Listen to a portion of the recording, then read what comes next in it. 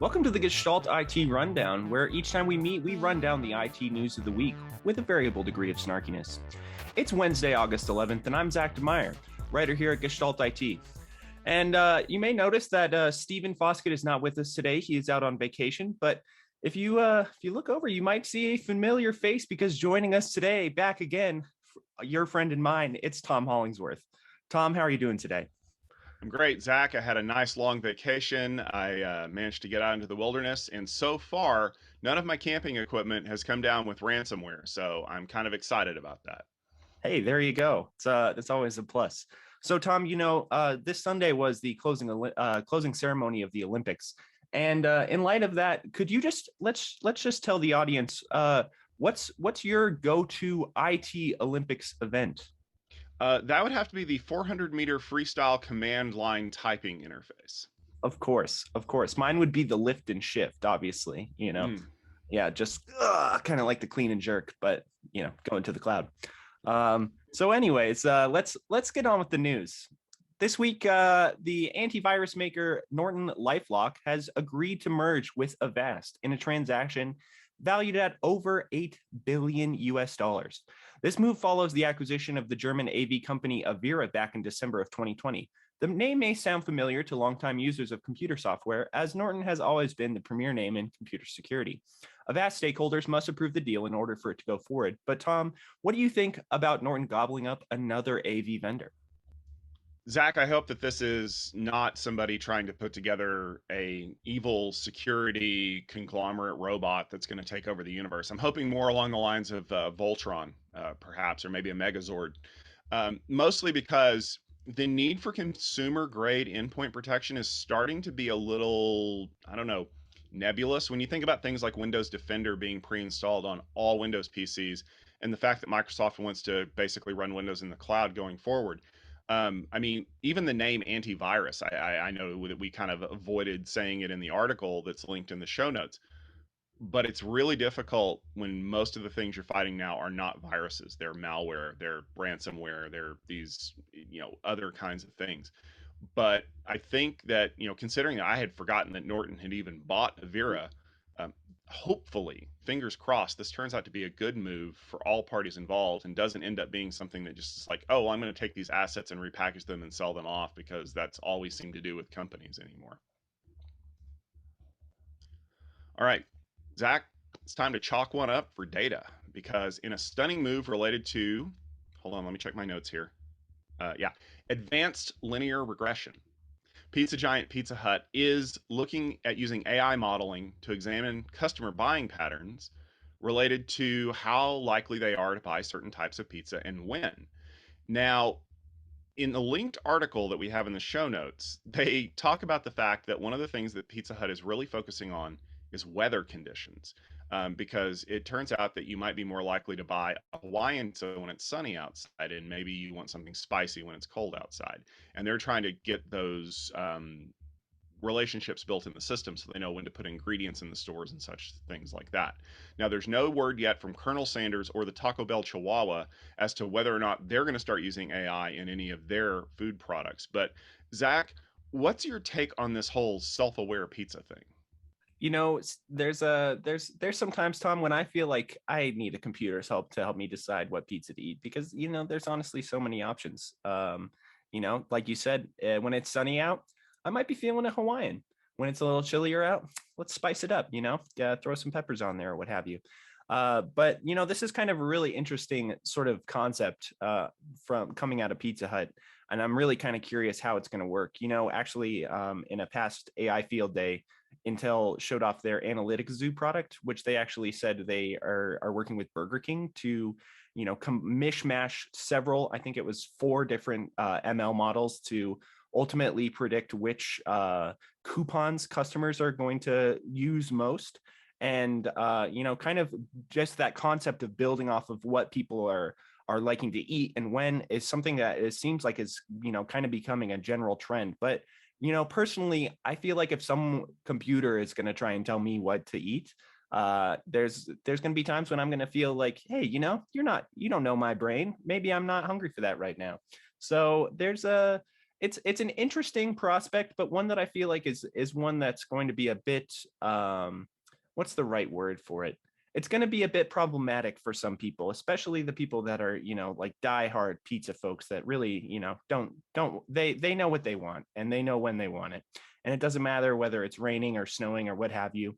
Like the postman, their pizza is going to get to them regardless. So, we'll have to see how it pans out. And, maybe you come one day, it might just be AI just predicting what we eat all the time.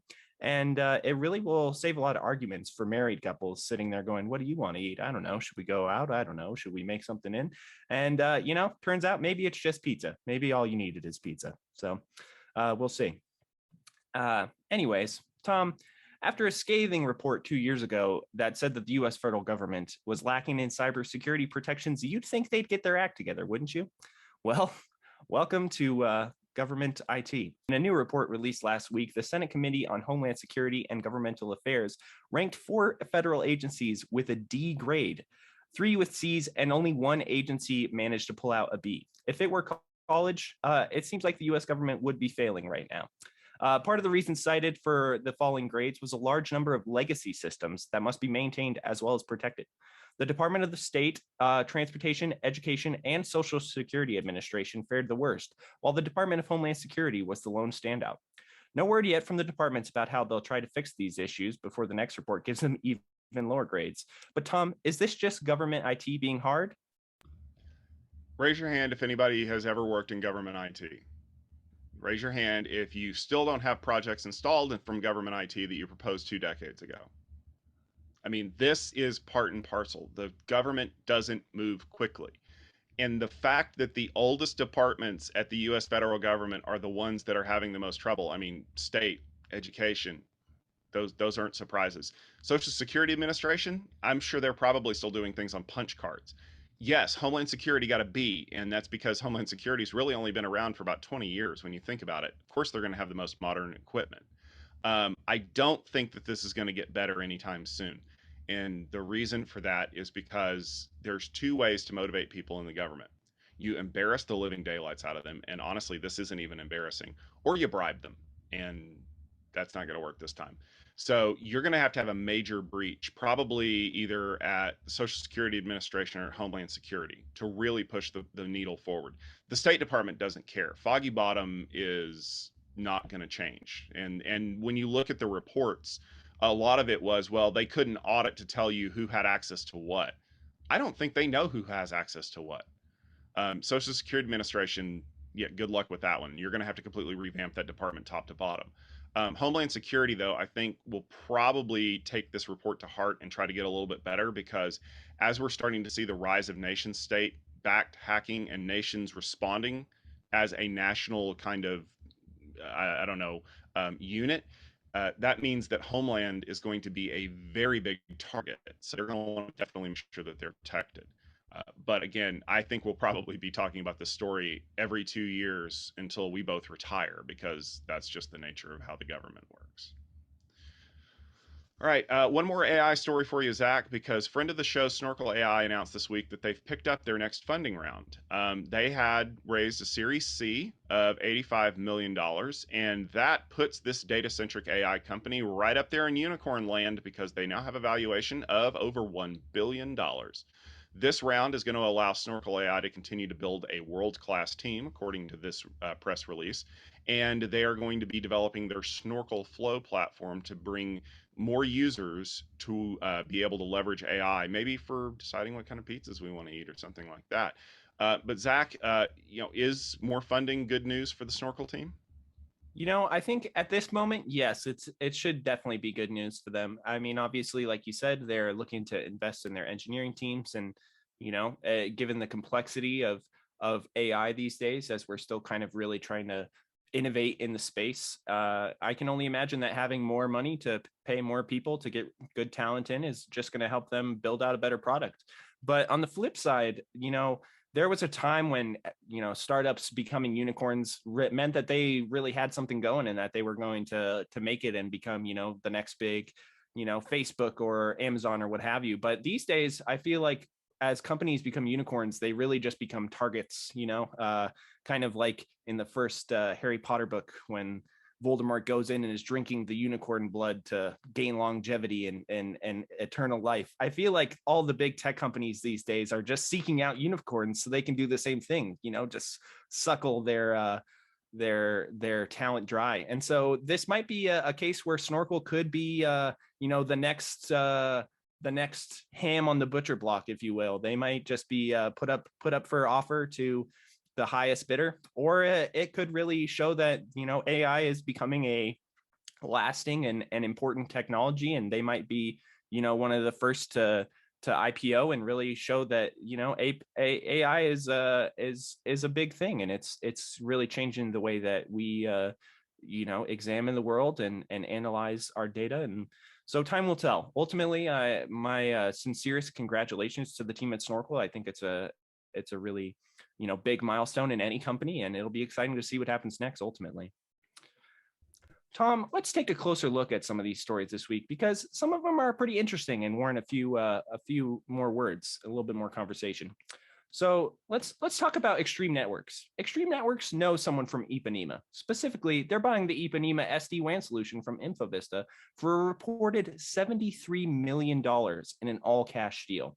This news comes on the heel from other big announcements and a comprehensive from the networking vendor around new Wi-Fi 6 APs and a comprehensive strategy to connect users no matter where they're working.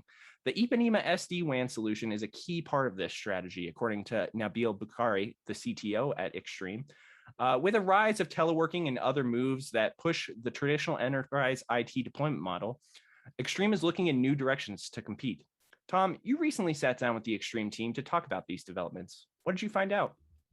Well, I wanted to take a little bit of time to talk about the story because I think it kind of translates what we're starting to see in the market, because we've talked a lot, especially at the recent Mobility Field Day, about Wi-Fi 6E access points. If you're not familiar, those are the ones that are using the new 6 gigahertz band that was opened up by the FCC last year. It's great for people who are basically living in congested areas or in congested office spaces. The problem is we really don't have a lot of devices that take advantage of those. I mean, there's hope that the new round of laptops, whether they're from Apple or Intel or maybe the new mobile devices, will have 6E radios in them. But until that happens, we're starting to look at, well, what does that really mean in a refresh cycle? And so I actually sat down with Jevan Patil of Extreme, and I said, are you guys looking at doing this because you're trying to drive people back into the office? Is this kind of a remote work type situation? And initially, he said that it was really focused on the enterprise because this is not quite ready for your house yet. Even though the price points of these APs between using ones that do not have the 6E technology and ones that do is identical, it's still kind of outside the realm of what I would want to pay to put in 400 houses or 4,000 houses. But the Ipanema solution that they just purchased has an important role to play. And the reason why is because when you look at the way that Extreme has restructured their connectivity, it's no longer remote office, branch office, headquarters. It's the edge, which they're calling the infinite enterprise. It is the connectivity layer between them, and it's the cloud, Extreme Cloud, where they have all their configuration data and limitless scale to be able to onboard people. And if that sounds familiar, it's probably because back in the day, you may recall that they purchased Aerohive. And Aerohive had done a lot of work in this. In fact, Extreme's Cloud IQ is the Aerohive Hive Manager. So they have a lot of legacy technology that they can work from. So what this means is they're going to be able to push SD-WAN type policies to the edge, whether that edge is an access point or a Soho router or something like that, which is good news for people who are trying to manage all of this technology all over the place. Infovista was kind of positioning Ipanema to be a managed service provider SD-WAN offering. I looked at it a couple of years ago. In fact, if you head over to gestaltit.com and you search for Infovista, you should be able to pull up that article. I think it's fascinating that basically they picked us up for nothing. And let's be fair, if you are a networking company out there listening to this and you don't already have an SD-WAN solution on the books, or you're not already developing one, it's time to go make a friend, because you're going to need one. Because SD-WAN is no longer about connecting branch offices. Your branch is now somebody's house. and looking at the number of companies, especially in IT, who are starting to offer hybrid work policy. You don't have to come into the office anymore. You only have to come in 1 day a week. You're going to need some kind of an SD-WAN type environment to be able to do that. And I think the real value there is not connectivity. Connectivity is effectively ubiquitous now. The real solution is in application acceleration. So we're going to be able to get the people who are using apps to work faster for what we need them to be used for.